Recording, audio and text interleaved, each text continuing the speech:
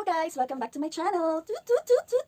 So, today's video, ang isipan kong gawin is gagawan ko ng review itong nabili ko sa Facebook. Na-order ko siya sa Facebook, itong one-step hair dryer and styler. So, ang claim ng product na to is 3-in-1 na daw siya. So, paano yon? So, comb na siya, at the same time, hair straightening or hair iron na pang unat-unat, and at the same time, blower na rin siya. So, nabili ko tong item na to kasi every time mag-Facebook ako, ang dami niyang ads na lumalabas. So, ang lola mo, naingan yung bumili, guys. Tapos, nung naka-order na ako, doon ko lang naisip na i-check sa Shoppee at saka Lazada. So, nakita ko, mas mura pala. May mga mas mura pang ganito. And then, ito is nabili ko siya ng 1,150 pesos. So, yun. Late ko na na-realize na tumingin sa Shoppee at saka Lazada. Mas mura pala dun. And then, naggumawa din ako ng research. Nanood ako ng mga fake and original na ganito. So, alam ko fake tong nabili ko. Pero yun nga, yung mga napanood ko naman and nabasa ko namang mga versus real and fake na ganito, parang same effect lang naman daw sila. So, sana nga, same lang yung effect nung ito. So, start na natin guys. I-review ko na siya. So, unang-una kong napansin, nalungkot ako sa packaging kasi napipit nung na-deliver sa akin. Paano naman kasi si ating reseller, napakanipis ng bubble wrap niya. Pero napakagaan po nung item guys. Magaan siya. And then, nabuksan ko na rin pala siya kasi sa office namin siya na-deliver. So, syempre, diba, i-check ko naman yung item pag dineliver doon. So, doon ko na siya binuksan para at least kung may problema doon sa item, madali kong ibalik doon sa courier para maibalik sa seller. Kasi sayang din yun, 1,150 din to guys. So, open na natin. So, ganito siya guys. May pa-bubble wrap siya sa loob. Kita nyo ba? Ayan. Kung makikita nyo, meron siyang maliliit na bristle. Tama ba? Bristle. Tapos, ito, ganyan lang siya. Tapos, sobrang gaan. Actually, sobrang gaan. Tapos, yung cord, maganda naman kasi medyo makapal. Ayan guys, makapal siya. Ang masasabi ko lang, hindi siya socket friendly kasi bilog. Buti na lang, yung socket ko dito bilog din. Tapos, ano pa ba masasabi ko? Ay, tapos guys, ito. Meron siyang ganyan. Kita nyo ba yan? May pa, wait lang, ayaw niya mag-focus. Basta yan, meron siyang pa off, low, medium, and high. Ayan. Yan siya. So, start na natin guys. Subukan. So, ang una kong gagawin, siguro hahatiin ko muna yung, ayan guys, kakaligo ko lang, as in totally, hindi ko pa yan sinuklay. Sinusuklay ko lang ng aking mga finger. So, tali muna natin, unahin ko yung sa loob. Tingnan natin kung maganda ang kanyang effect. Pero actually, ang gaan niya, hindi katulad ng mga blower, na yung mga ordinary blower na yung iba, ang bibigat. Ito magaan lang. Tapos madali siyang i-grip. Actually. Ayan. So, start na natin. Ayan. Ah, may pailaw si ate. Ayan. Ay, paano ba ito? Ay, kakagulat.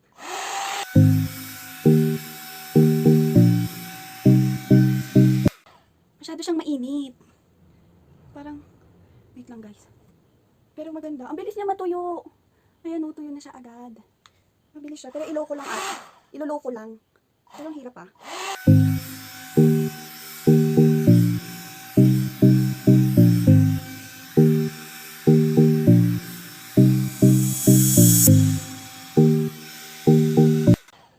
Masyadong malakas yung tunog niya guys. Wait lang, hindi ko alam kung paano ko siya gagamitin. Sige.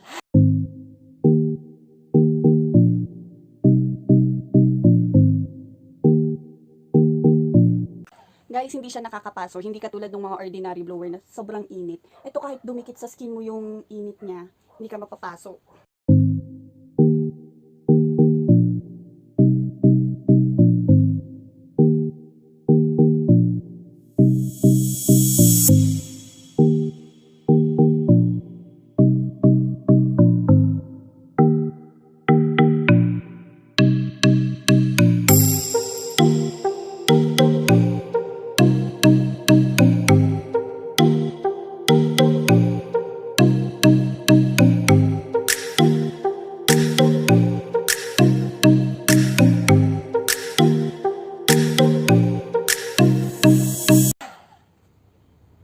Natatakot ako, parang masisira.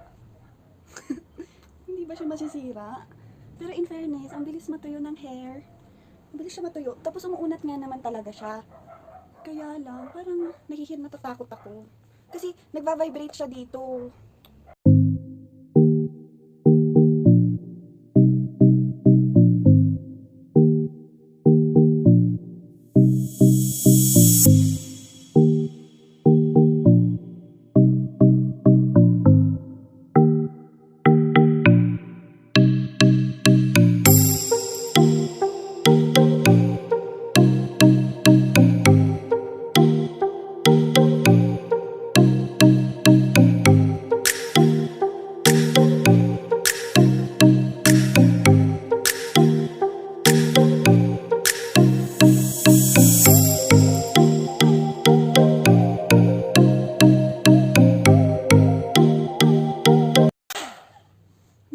alam gamitin, guys. Bakit ganun?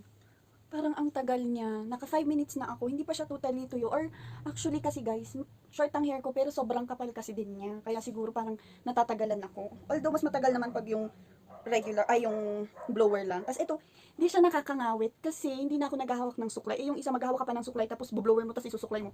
Ito actually okay lang naman. Pero parang hindi ko nga siya alam gamitin. Wait, ulitin natin. Medyo natatagalan ako sa kanya.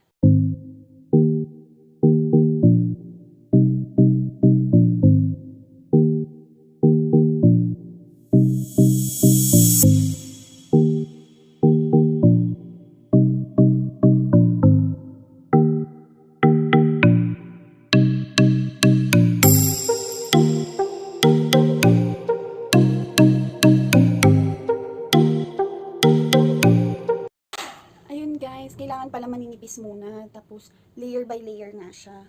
So kung tamad ka, hindi to pwede para sa'yo. Kung tamad ka, hindi to pwede. Oh my gosh. Yan, next layer. Next layer.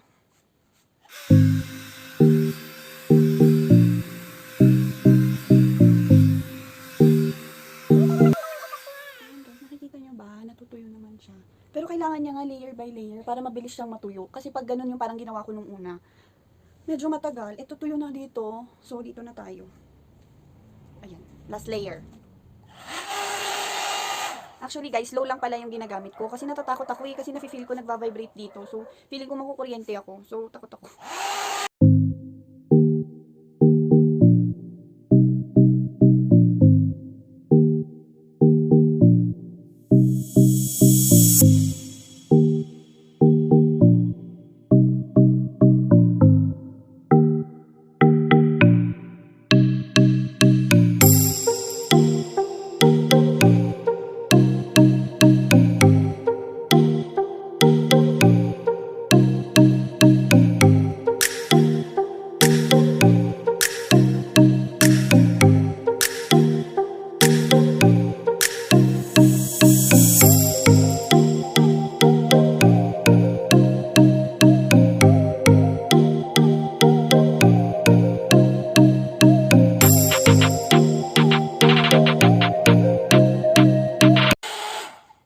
Masyadong maingay, masyadong malakas yung tunog niya. So, ayan guys, tapos na. Actually, maganda naman siya. Pero ako kasi hindi ko totally pinapatuyon sa blower yung hair ko. Gusto ko yung medyo meron pa siyang basa para hindi siya masyadong mag-dry. Kasi baka mamaya pag tagalan ko siya, mag-dry yung hair ko. So, ayan. So, gusto ko naman yung effect niya sa hair ko. Kasi, ayan o, pinapasok niya ito. Kasi yung ibang blower, pagkatapos kong mag-blower, nakatikwas tong ganyan. Nakaganyan yan. Ito, ayan. So, para sa akin, normal lang. Actually. Pero kung ikaw yung ayaw mong gumamit ng suklay, tapos blower, pwede na to. Pero regarding sa straight, kung nagpapaunat siya ng hair, hindi ko actually talaga alam kasi unat na talaga yung aking hair. Pero so far, gusto ko yung effect niya sa buhok ko. Natutuwa naman ako. So, yun guys. Trinay ko lang. Ito, binili ko sa nakalimutan ko. Ilalagay ko na lang yung link sa description box dyan sa baba. Pero I think, may mga mas mura na same quality. Basta basahin nyo na lang yung mga comment pag naghanap kayo sa online. Pero ito, para sa akin, okay lang. Natuwa naman ako. Pero parang para sa akin, not worth it the price. Parang masyadong mahal.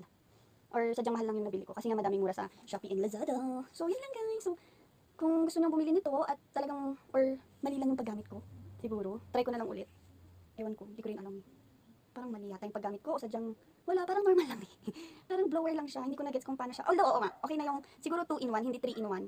Kasi ano, hindi naman yung totally pinaunat yung buhok ko eh. O hindi ko lang alam gamitin. So yun guys, so sana, may natutunan kayo sa aking pag-review ng product na itis. And kung gusto nyo bumili, madami sa Shopee, madami sa Lazada. Pero kung gusto niyo yung original, hindi ko na po alam kung saan nabibili yun. Kasi alam ko fake itong nabili ko eh. Fake naman talaga itong mura, 1,150. Guys, may original bang ganun na ganito? Wala naman siguro. So yun guys, thank you for watching. And kung bago ka pa lang sa aking YouTube channel, don't forget to subscribe. Bye!